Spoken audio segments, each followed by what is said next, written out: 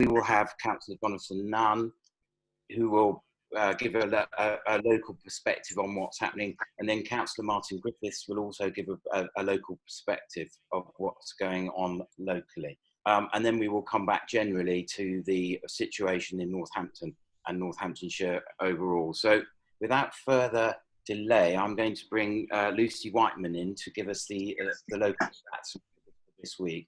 Hi Lucy, thank you. Thank you, Councillor Morris. Afternoon, everybody. Thank you for joining us today. So what we've been doing on a weekly basis is going through with the local press the most recent data at a middle super output area. So this is a report that we've been producing for the public since we've had this postcode level data available. So what it does is give us an opportunity to communicate the key messages and the areas that we're concentrating on. So at the moment, people will, I'm sure, recognise that Northampton continues to be an area of... Clean feed 1 for Mighty Sound Control 1. From a national perspective. This is clean feed 1 for Mighty Sound Control 1. If I could just ask colleagues to mute themselves. This is clean feed 1 for Mighty Sound Control 1. Thank you. So Northampton itself continues to be an area of interest and will remain on the Chief Medical Officer's list. Yes, sorry Lucy, we'll come back in a minute. Yes, everyone can be, yes.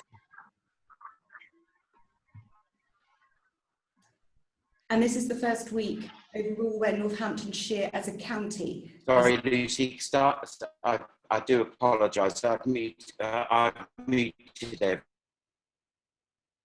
now. If you...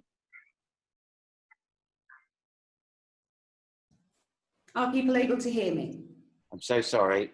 I don't know what's going on with that. Let's just see if we can unmute you. I'm unmuted. It's not letting me do that. Can people... You are unmuted now. Yes, we can hear you. Good. Okay.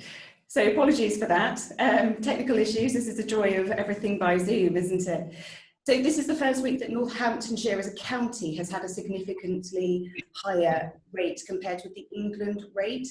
So as you can see, where we've been talking about not just Northampton being of concern, but other areas, Wellingborough, Kettering and Corby having high rates, that has now obviously impacted on the cumulative county rate. So whilst we still can't pinpoint the exact reasons or trends in transmission, we've obviously got to focus on our outbreaks at the moment for obvious reasons, but we continue to work across the county in general, just raising awareness about those key messages around social distancing, making sure that you're only travelling if it's essential travel, that you obviously maintain contact with only your household or your bubble if possible, that if you have to meet with people outside of your household or bubble, that you do so outside, or if it has to be inside, that you wear a face covering, that any essential travel, if you're having to share that travel, that transport, making sure again you wear a face covering, and the regular washing of hands. Obviously those are still key messages in Northamptonshire to reduce the onward transmission of the virus. So specifically, if we start to look at the data, as I said, we've got an increase in our cases across the board. So in the last week, and this is data from the 3rd to the 9th of August, we've now got a cumulative total of 3,743 cases across the county, with 151 cases identified in that week up to the 9th of August. The vast proportion of those tests are coming through positive on Pillar 2 testing, so that's the broader community testing. So through mobile testing units, through home testing kits, and our recently set up local testing sites. Only 6 of those cases were identified through Pillar 1 testing, which is the hospital-based testing for patients and high-risk clinical staff. So you can see the vast proportion of our transmission and our cases is in the community. So that's increased steadily over the last 5 weeks. When we look at the breakdown in gender for that, it is primarily working age adults that are affected. There's a small proportion of older women affected, so 80 plus, and as has been in recent weeks, that's relative and reflective of the fact that those are probably our care home cases, and obviously we're doing routine testing of our care homes. But the vast majority of the community transmission is happening in the working age adults across the county. So very specifically, we've had an increase obviously in the county rate, as I said, but we've seen an increase in cases, crude cases, in Corby, Kettering, Northampton and Wellingborough. So the same areas of focus as previously. So 85 of the 151 cases identified in the week up to the 9th of August were in Northampton, followed by Wellingborough and Corby. So if we look at total cases to date and translate it into a rate per 100,000 population, which allows easier comparison between areas, we've still got a statistically significantly higher rate in Kettering and Northampton, both compared to our overall county rate, but also compared to the England rate. We've got similar trends, similar rates, I should say, in Corby, East Northamptonshire and Wellingborough, but as I said, the actual case number is increasing considerably. So Northamptonshire as a whole is now really quite a challenging area. From a point of view of cumulative cases by community, so since the beginning of the pandemic, the focus has been our high density urban areas, and that hasn't changed in the last 28 days. So we're still focusing on the centre of town in Northampton, the centre of town in Kettering.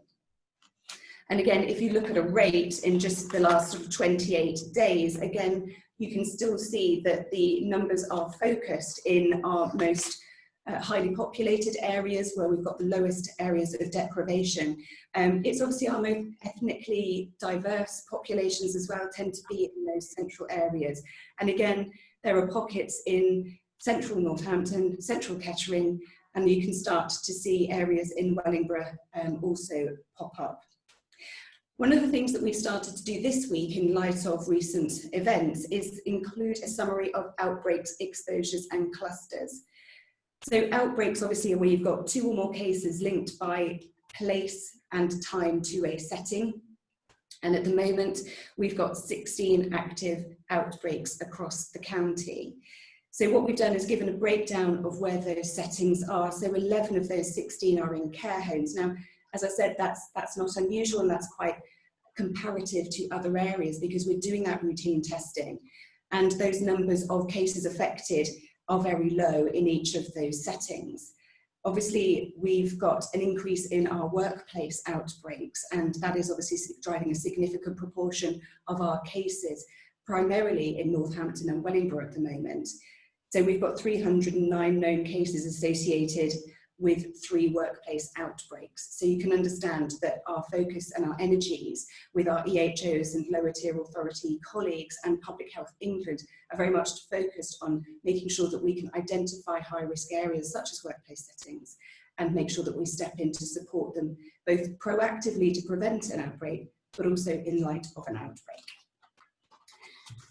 So I'm sure Councillor Nunn would like to add something about some of the work that we're particularly doing in Northampton to help manage the current situation, but also, as I said, to prevent any further outbreaks. So if I pass back to Councillor Morris, thank you.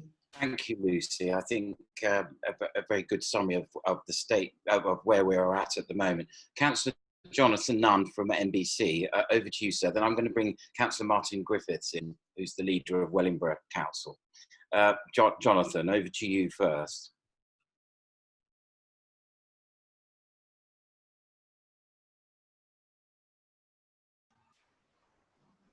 Great. Okay. Sorry, I was locked out of unmuting. Yeah, good afternoon, everybody, and thank you, Ian. Just following on from Lucy's comments there. Now, obviously, as things progress, I believe in Northampton, we've seen the general population listen carefully and follow the guidelines more and more and more with these outbreaks that we're experiencing. And you know, we have to accept that we have experienced an outbreak of national significance, a huge huge disaster, we can only call it, with its significance and the impact it has on our statistics.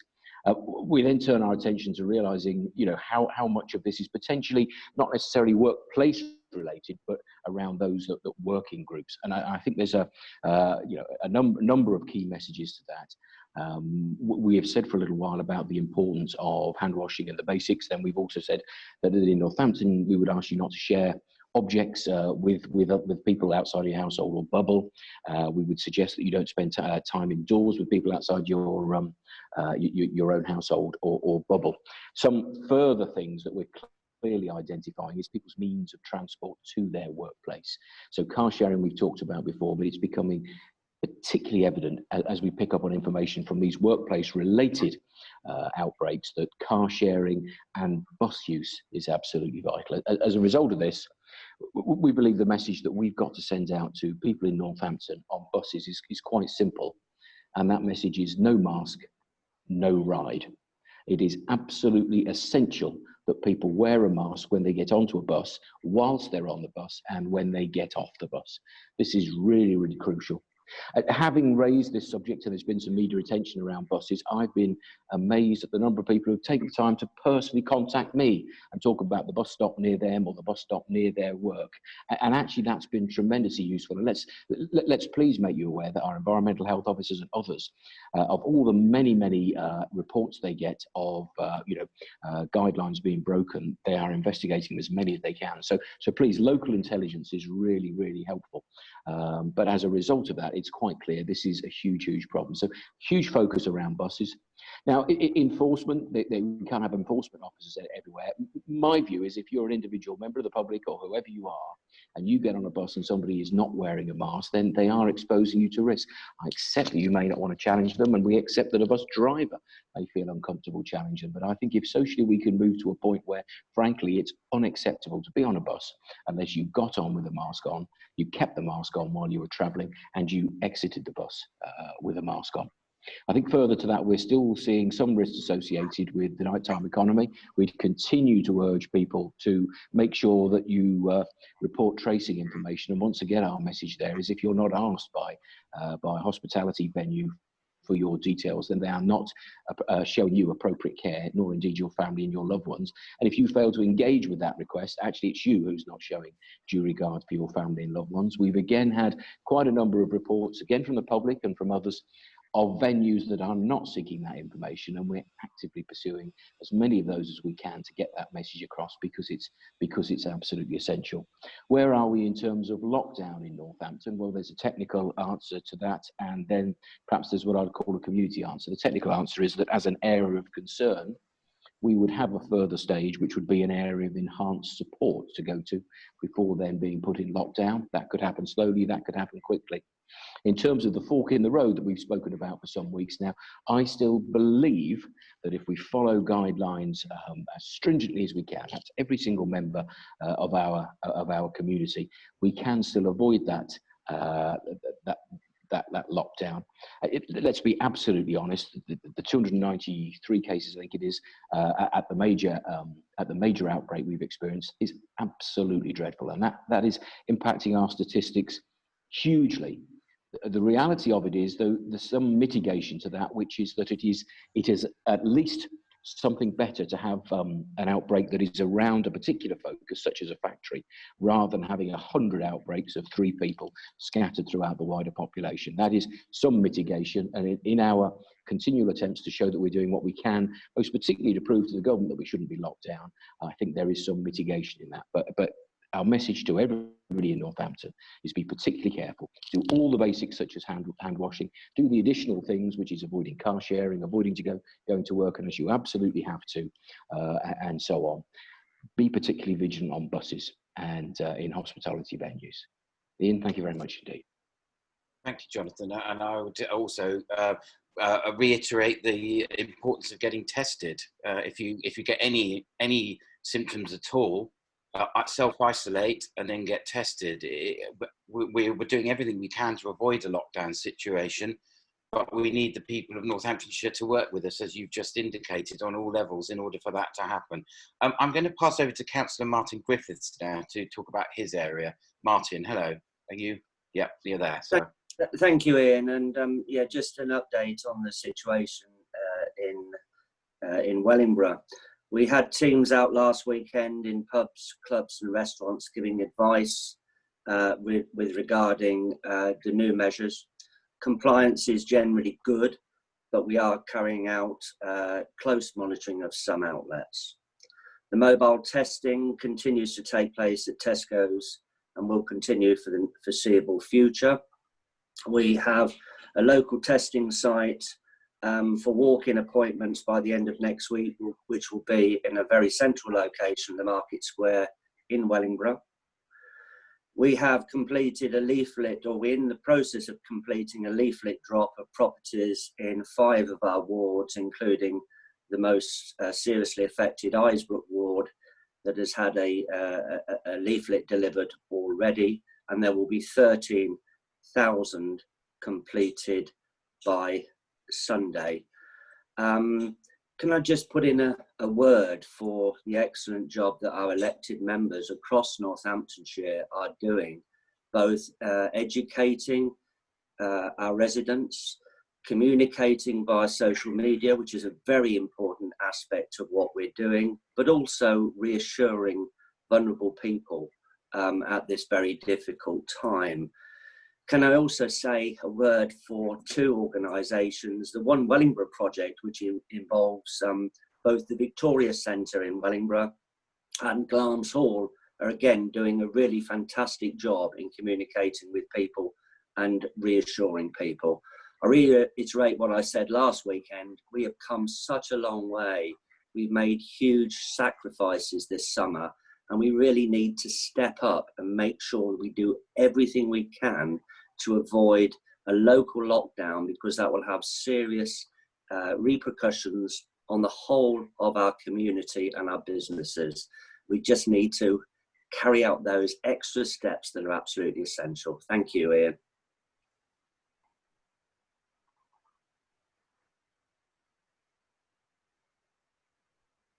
Is Ian frozen? Thank you. I can only endorse those views, and also just, I know I'll bring Jonathan back in a minute, but test and trace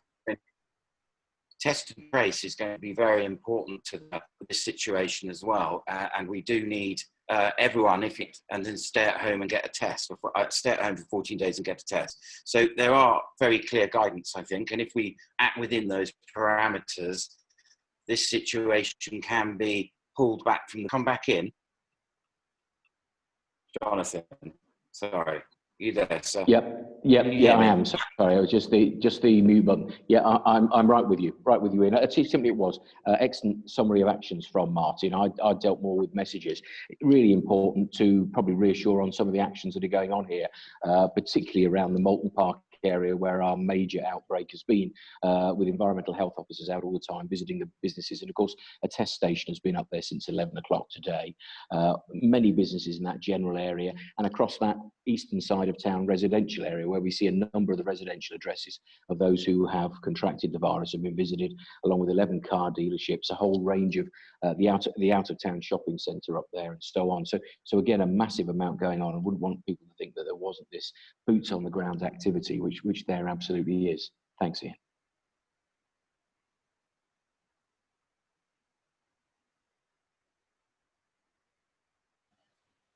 I think Councillor Morrison. Thank you, Jonathan. And yes, I would endorse that as well. There's an enormous amount of effort going into the. I can hear my. Can you hear me again? Can you hear me again now? I'm so sorry. Yeah. Technology is going crazy. There's been an enormous amount of work going on locally, and it's been very heartening to see particularly the joined up working between all the bodies involved: councillors, public health, hospitals, just every agency that you could mention, and public health, obviously.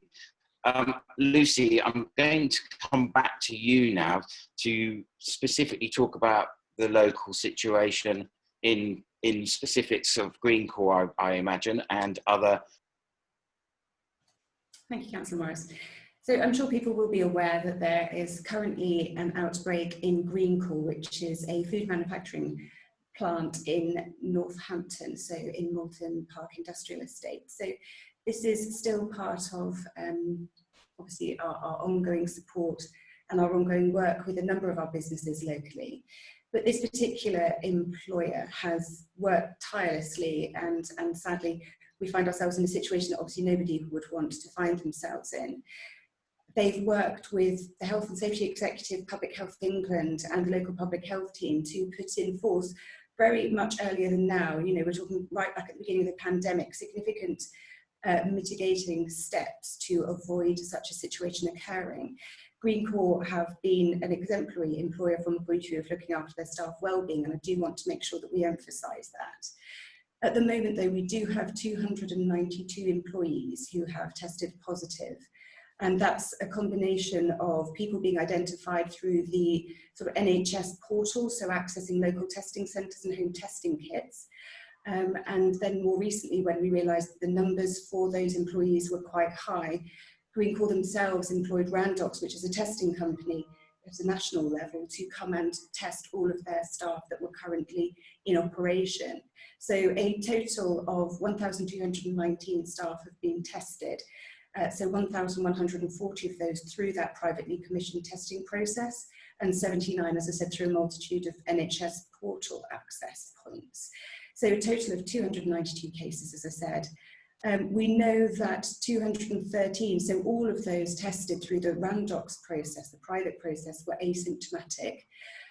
We know that a number of the ones in the original 79 also sought testing because they'd either been in contact with somebody within the factory, or they obviously had concerns but were not necessarily symptomatic. So I think this really does emphasise how challenging identification of a positive case can be, and therefore that's one of the challenges around obviously reducing the onward spread. So at the moment, not all employees are working, so there are some sort of currently furloughed by Green Corps, understandably the same as many other organisations. So what they've done is focus their testing on those that have been actively working in the operational areas within the factory. The site is still operating, as we've said. We've had Public Health England virologists, Public Health England field epidemiologists, as well as the Health and Safety Executive and the Food Standards Agency involved in decision-making around this. Obviously, this is an organisation that works tirelessly to ensure really high standards of food production, and they work in an area that is high risk on a day-to-day basis. So they work to standards to make sure that they eliminate other communicable diseases such as listeria, but also to make sure that all of their preparation and operational areas are suitable to ensure there's no cross-contamination for issues such as allergies. So, you know, there are no concerns about the operational management of Green Corps itself. What appears to be happening from preliminary investigations is that this is a group of employees who there's over 60% of them that car share on their way to and from work. We know a large proportion of the rest also use public transport, hence us emphasising the importance of using social distancing and face masks during the use of public transport. We also know that a number of these live in houses of multiple occupancy. So again, that onward transmission, sadly, is much more likely when you've got a number of people living in a single dwelling. And we also know that this group of people socialise frequently together outside of work. And at the moment, the early hypothesis is that these sort of social movements outside of the work environment are the cause for the significant increase in cases and the speed at which this has been transmitted. I'm happy to take questions. I'm sure there are multiple. So I think please bear with us while we try to do this, and obviously please do respect that there will be an element of privacy that we still need to make sure that we adhere to in relation to you know, cases, etc. So we'll do what we can to answer your questions. Thank you, Lucy. Thank you very much. I think that was a very good summation of the current situation. If everyone who wants to ask a question from the press would please use the raise hand facility on the chat, the participants and chat bit, that would be great. I have one hand up. I have Neil Barber from ITV Anglia. Hi, Neil. Are you there, sir? Oh, yeah. Just a quick one for Lucy initially, and then I want to just ask Lucy and Jonathan a follow-up, if that's okay. Lucy, sure. What is the rate per 100,000 in Northampton? I think you're muted, I'm afraid, Lucy. Apologies, that was a schoolboy error, wasn't it? Never mind. Yeah. The current rate in Northampton as a borough is 619.2 cases per 100,000. So, as I said, that's based on the data up to the 9th of August. Was that 690? 610. But you will recognise, obviously, there's a reporting delay in the tests that have been done recently, so that will not reflect all of the Green Corps positives. Okay, so just to follow up to both you and Councillor Nunn, we know that obviously there's been this outbreak at Green Court, and you have known about it for a couple of weeks. Do you think you got the message, or maybe you haven't? Do you think you got the message out about Green Court early enough, and enough people got tested quickly enough? And also, this weekend we're going to see a further easing of restrictions around places like soft play, etc. Do you think, knowing that the rate is going up in particularly Northampton, but around the county, do you think it's morally right to ease restrictions further and potentially put more people in danger?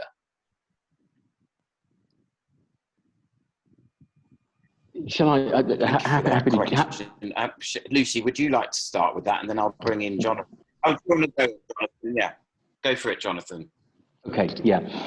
There's a couple of aspects. Feel free to go for it, Jonathan. Thanks, Ian. A couple of aspects to what Neil was asking there. In terms of awareness, I recall being aware a few days or a week or whatever. Lucy may clarify the timeline a little more. I don't think there's been any hesitation to go straight out and make people aware as quickly as possible.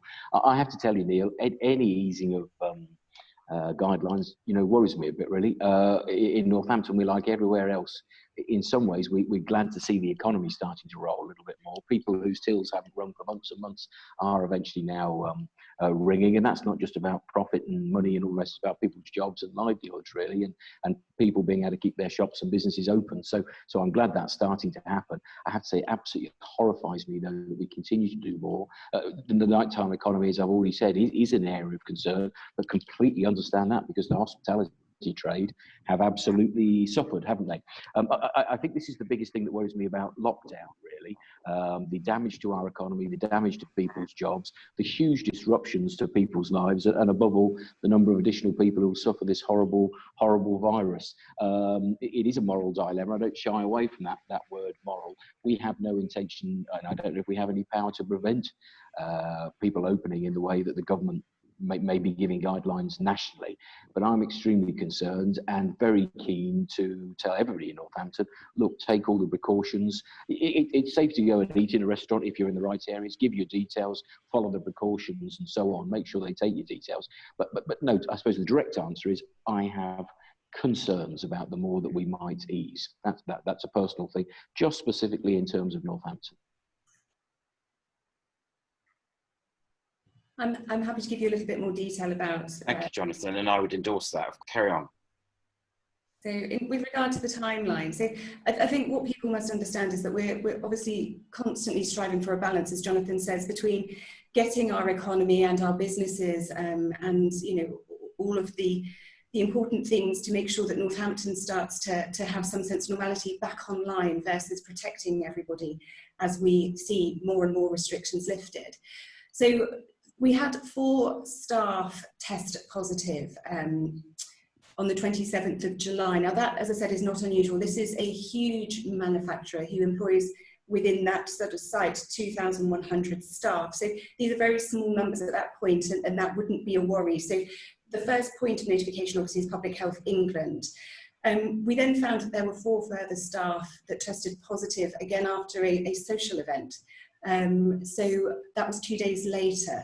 PHE and environmental health colleagues have worked tirelessly since those early dates to ensure that risk assessments have been appropriately undertaken, to make sure that, obviously, because the automatic assumption is that these outbreaks are associated with the environment. So making sure that we've gone through all of the information with Green Corps, who demonstrated, as I said, exemplary standards throughout.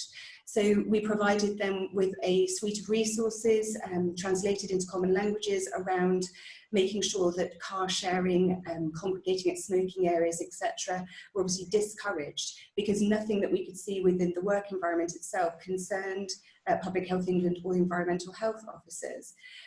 We had one further case, again, which wouldn't be unusual in a staff body that size, but we called a weekly outbreak meeting, as it was on the 4th of August, to collate more information.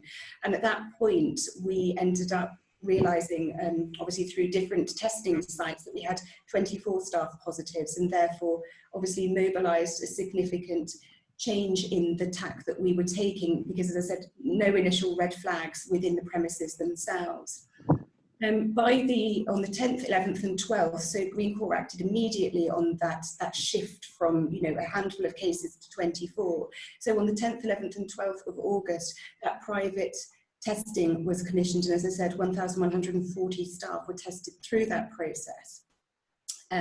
We continue to have those weekly outbreak meetings, and obviously we've got the results back in the last 24, 36 hours and been transparent, as have Green Corps, with the outcome of those tests. So, you know, we need to make sure that people recognise, although the scale of this is quite significant, the issues that we think are driving this are not unique to this Green Corps outbreak. And we found that, as I said, car sharing, house sharing, socialising with employees, but outside of the work environment, has driven a number of outbreaks, both locally and nationally. We've seen messages go out through NHS trusts about this happening with NHS staff. So it's really challenging to make sure that you don't leave those COVID secure practices at the door when you leave work. And so that's, again, what we're focusing on, making sure that we push our messages through, that we need to take all of that best practice home with us. We're also focusing on, when you are tested positive, what does it mean to self-isolate, particularly if you live in a shared house? So it does mean actually staying within one room. It doesn't mean sort of sitting on the sofa with your partner still. And obviously that household transmission can rapidly occur. So it's about making sure you're not sharing, if you can, possibly, catering facilities and bathroom facilities, making sure you use your own towel, for example, and really stepping up your cleaning practices. So it's those messages about what happens outside of the workplace and how you can take that best practice home that we're really pushing through, because at the moment it looks like that is what is driving this current outbreak, and that, as I said, is not unique to this outbreak. Thank you very much, Lucy. A very, very thorough response. So I've got a number of people lined up to ask questions. I've got John from BBC Look East next. John, are you there? I am here, yes. Can you hear me? Yeah. Question to you, Lucy. Given the high infection rates in Northampton, I think a lot of people would want to know just why the Green Corps factory is still open. So, I mean, I think I couldn't emphasise more. As I said, the environment itself is not considered to be the main risk factor here. It is the practices outside of that, as we've seen with many other outbreaks. So the Food Standards Agency, the virologists from Public Health England are assured that there is no risk at the moment to any of the produce, firstly, but also within the staff. We now have clearly segregated all of those that are positive from all of those that are negative. And at the moment, we're scheduling a whole retesting of all of those negative staff in another 5 days. So we're going back and making sure that we revisit, because people may still be obviously basically incubating COVID, and we want to make sure that we don't see a sort of a second wave of this, both for the benefit of that organisation itself to support them, but also for the well-being, obviously, of our residents. The more we identify COVID, and the more we can ask people to practice that self-isolation appropriately and for the full 10 days and 14 days if you're a household contact, the more likely we are to be able to stop that onward spread. And just one quick follow-up question, if I may. It's just a query about the figures, because I was of the belief that it was 299 cases and that figure would be revised up today following further tests, and now we have a total of 292. So I wonder if you can explain that to me.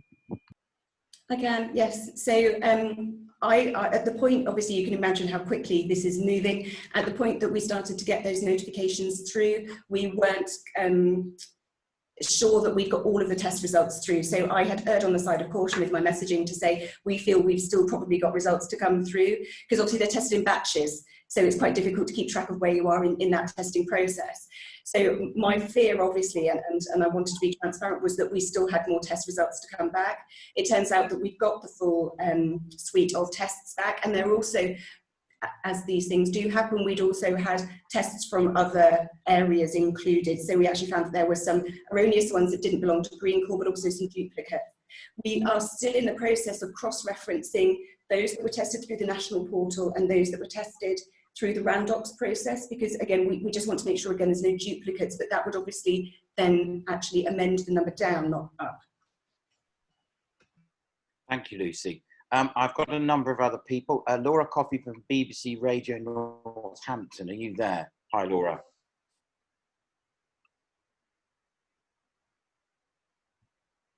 I can't hear you, Laura. Are you there? No, I'll come on. I've got Alistair from the Cron and Echo. We'll come back to you, Laura. Are you there, Alistair? Yes, hello. Can you hear me? Hi, good afternoon. Hi, yes, we can hear you. Oh, it's not bad. Okay, thank you very much. Lucy, hello. It's I've got maybe 3 questions. That's okay. I wanted to ask. Hi. Retrospect. Can you hear me at all? Yes, we can hear you. Sorry, a bit crackly. Pardon me. Yes, I was going to ask, as well as Green Corps have done to, as you say, have worked tirelessly to contain this one. Ooh, everything all right? I say as Green Corps worked tirelessly, as you say, but no, we keep losing you. I'm so sorry. We'll okay. come back. Sorry, Councillor Morris, I think unfortunately it's your connection. I can hear Alistair. I think your connection. But Alistair, do you want to go ahead? Thank you very much, Lucy. Sorry. As I was saying, as well as Green Corps have done, you say they've worked tirelessly, but retrospectively, is there anything that could have been done better, maybe around literacy or making staff more aware? Is there anything else that could have been done almost in retrospect, or what's the word? Hindsight, I suppose. That's the word, yes. Around literacy or making staff aware of what happened. That's something must have given, though, to lead to this, I suppose. So if you want, I take each question as it comes, if you prefer. So yeah, absolutely. I think, you know, hindsight is 20/20, isn't it? So we had been communicating, we thought effectively. I think obviously if we reflect on that, then, you know, as we have done, we've made sure that our resources are translated into many more languages. I think just to give you an understanding of the complexity of and the diversity of the Green Corps, just the Green Corps staff, it says 45 languages spoken. So understandably, again, that's stretching some of our communications resources, but we're also making sure that we haven't just got leaflets. You know, not everybody accesses information that way, so we're making sure that we've got video information, we've got social media outlets, we've got, you know, various ways of accessing that information. I think one of the other things that we must challenge ourselves on and be honest about here is we always think the best of people, and we have assumed that there will be a high level of compliance because that is what we have seen to date, particularly over the mainstay of the pandemic. What I think we weren't prepared for is, you know, as these restrictions are being lifted, we're seeing that not everybody is compliant, and or like you say, there may be some barriers to literacy. It's very difficult, even as a DPH, I admit, it's almost impossible, in fact, to keep ahead of all of the guidance and how it's changing on a day-to-day basis. So we need to make sure that we engage more so that people understand the need for compliance, so that we can help steer that behaviour to a point where, as Councillor Nunn has said, that, you know, people recognise they have a civic duty to protect their family, themselves and others, and particularly those that aren't able to protect themselves and are more vulnerable. So I think, you know, as you say, hindsight is 20/20, but we're learning and we're making sure that we're sharing that learning with other areas in Northamptonshire and beyond. Okay, all right. In that case, just as one more, I suppose, this week certainly we've heard more about we've called them outbreaks, and in Northamptonshire you said 16 earlier, and there was in our news story we said 20, 12 of them being care home stuff. What's come unstuck in the past week that means we're able to tell and broadcast where the outbreaks are? We're able to publicise when and where there have been outbreaks. What's come unstuck this week to make this available? So I'll be honest, I didn't, to be honest, provide that publication. There's nothing that we have done to hide that, and it's certainly something that we've talked about in our Health Protection Board meetings and in our oversight and engagement boards. So it was one of the things that I didn't think the public would be that interested in. Obviously, we've been waiting for the data around the postcodes, so that was what we focused that sort of public report on. So it's an oversight on my part that information has been freely available, and people have asked, we've provided it. I just thought, obviously, where those outbreaks are becoming more high profile, that it was appropriate for us to share that in that forum. Okay, thank you. That's all from me. Thank you very much. Thank you, Alex. We've got Hugh James from Global Radio next, and then I'm going to come back to Laura Coffey if she's there, and then Sarah Ward has a question as well. So over to you, Hugh James, if you're there, sir. Thanks, Ian. I was just wondering if Lucy could talk a bit around what's happening with the people working at the site now day to day with regard to regular testing. I mean, are they now getting regular tests as they come to work or whilst they're at work? And the figure we've got, the 292, is that the final figure, as it were, or are we, I don't know, waiting for more test results to come in from the original batch? So that's the final figure from this first batch. Obviously, I talked earlier about the fact that we're trying to put in place a retesting process, which there is no national policy around. So we're making a local decision that we want to support Green Corps, and Green Corps are obviously completely supportive of this approach, to retest all of those negatives. So, you know, as I said, they may still be incubating. At the moment, they have had a definitive negative test. But as I said, we know that they're still going and, you know, socialising potentially or car sharing with people who may be positive and may not know it. So what we're trying to do is make sure that we cover that off with a second round of testing. So yes, this is the final figure for this first round of testing. There is no routine testing requirement in any workplace, would you believe, even in the NHS. So at the moment, we are making local arrangements to retest the negatives from this particular outbreak. You're saying that there's no routine testing. Is that something that you'd like to see? I think it needs, the response to this needs to be proportionate. So at the moment, obviously, we wouldn't have the national capacity to routinely test every workplace. But I think there's a recognition that if it's high risk settings, you know, high risk settings, I told a lie earlier, high risk settings do get routinely tested, the staff do, where there's aerosol generating procedures in an acute trust. But at the moment, that's the only place where there's routine testing. Care homes has been stepped down a little, so they're still doing that, but now on a less frequent basis. So I think if you recognise that this is the potential challenge where you have asymptomatic carriage and where restrictions are being lifted and therefore people are socialising more, they're becoming slightly COVID fatigued, I think, from a point of view of maintaining social distancing, etc. So we've got a duty to reinforce all those messages, particularly when you've got a high risk area like Northampton. But also, yes, potentially if we need to, we will need to consider locally how we manage routine testing if we find that the setting and the numbers require it, but also if it becomes a continued issue nationally, because Northampton is not unique in this current situation. There are a lot of areas that are further down the escalation route than we are.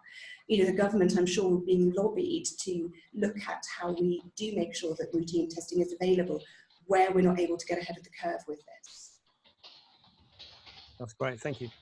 Thank you. Am I muted? Let me just check. No, I'm not muted. Excellent. Can I bring in Laura Coffey again from BBC Radio Northampton? If you're there, I'm not sure you are. No, can you hear me? Hello? Yes, yes, good. Hello. Good Lovely, thank you.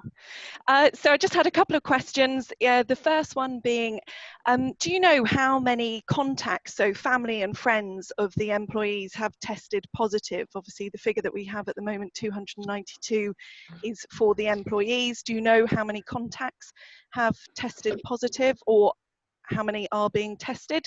And also, we've had this guidance in place since the 24th of July. That's 3 weeks for Northampton. That's 3 weeks now. Is there any way of policing this guidance? I know you've got the environmental health officers out, but is there any way further? Because these messages have been being put out weekly about social distancing, about car sharing, about not meeting. And it seems that we've still had this outbreak since those messages were first being put out on the 24th of July. Thank you, Laura. Lucy, did you want to take that one? Or... If I take the first one, and then I'm sure. Sorry, yeah. And then I'm sure Councillor will be happy to take the second. So from a point of view of contacts, all of those that were privately tested, and obviously all of the original cases who went through the NHS portals are going through the National Test and Trace. So all of their contacts will be being identified and being given appropriate guidance from a point of view of self-isolation and seeking testing.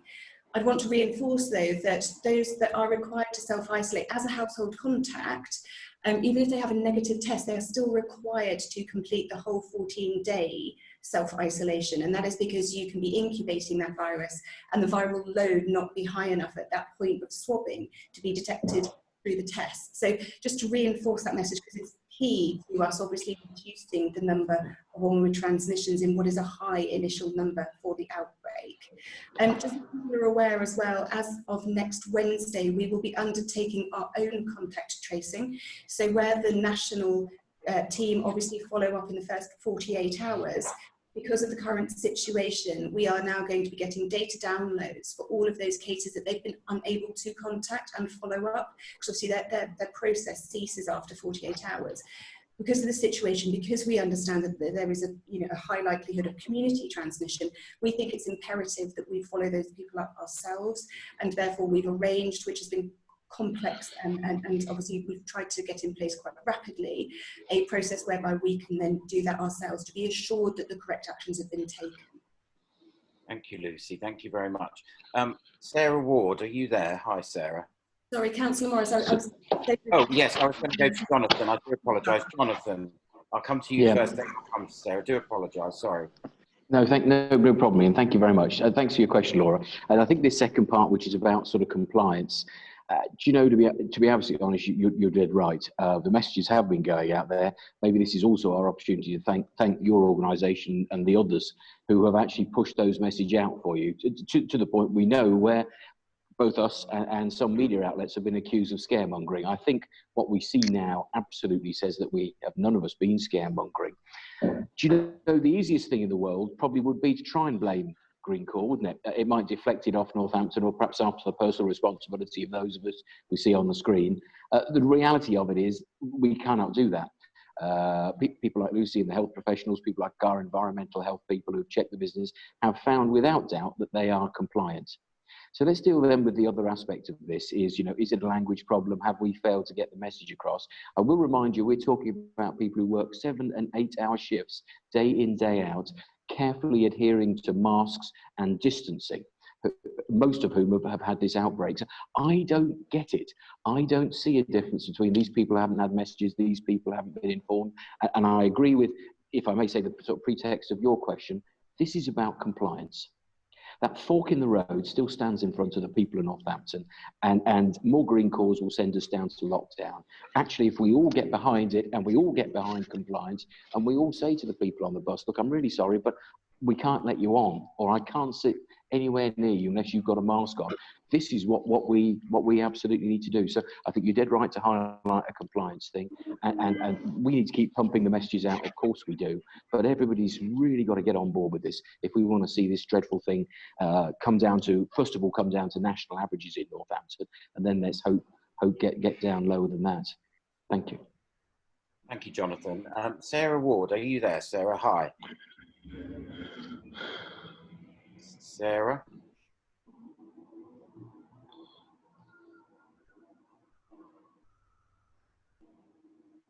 No, I can't seem to get Sarah. Okay. In which case, I don't think there are any other questions.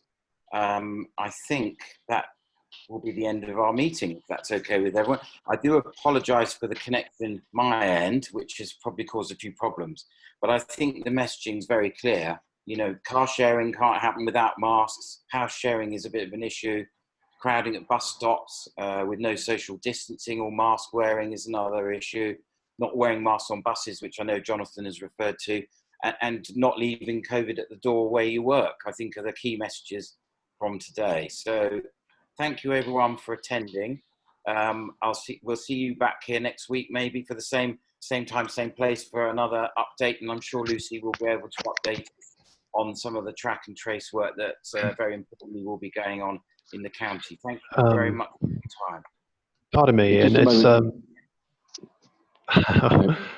Alistair. Go ahead, Alistair. I was going to speak on.